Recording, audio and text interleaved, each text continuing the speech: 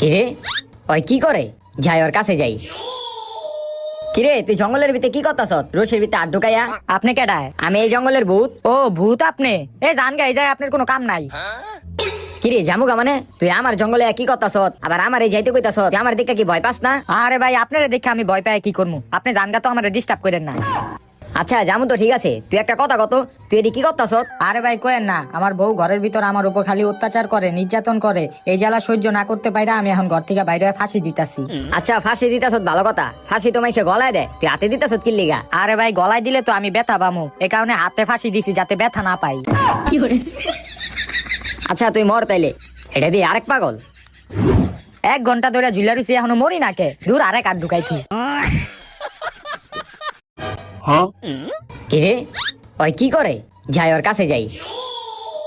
কিরে তুই জঙ্গলের ভিতরে কি করতাছ? রশির ভিতরে আড্ডু